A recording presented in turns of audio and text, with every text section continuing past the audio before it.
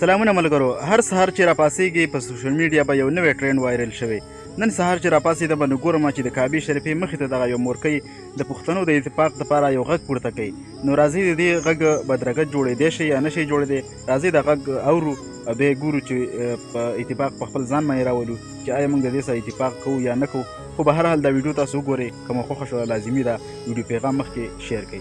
راځئ اورو د دې مورکۍ دا پیغام، ځکه چې د کعبې مخې ته ولاړه ده او د خپلو پښتنو خویندو وروڼو نه ضروري دغه یو پیغام ریکارډ کړئ. راځئ اورئ. زه د ګیلامن مور ټول پښتنو ته د مکې د تېرې کېدې نه ټول وطن جوان نه فضل الرحمن محمود خان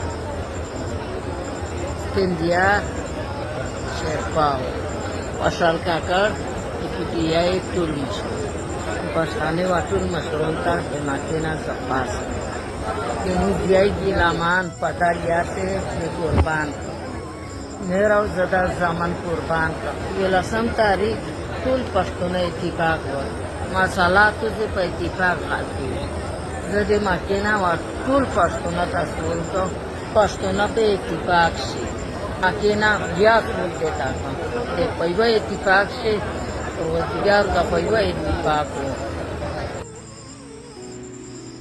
ګرانو دوستانو سلامونه احترامات مې ومنئ. تاسو پوهیږئ چې جرګه د پښتنو تاریخي ارزښت دی او دا چې د اکتوبر په 11مه د منظور پښتون په مشرۍ باندې یوه تاریخي جرګه کیدونکې ده. نو زه هیلهمنه یم چې ټول پښتانه په اتفاق سره د دې جرګې ملاتړ وکړي او ګډون پکښې وکړي او ولا دې وکړي چې دا جرګه د پښتنو د ستونزو د حل سبب وګرځي او د ستونزو د حل رغنده پرېکړه وکړي او په خپلو ژمنو ودرېږي. دوستانو که غواړئ چې را روانه غمیزه پای ته ورسېږي نو د دې جرګې ملاتړ وکړي. دا جرګه د پښتنو د سولې، امن، ثبات او بقا لپاره فیصله کوي.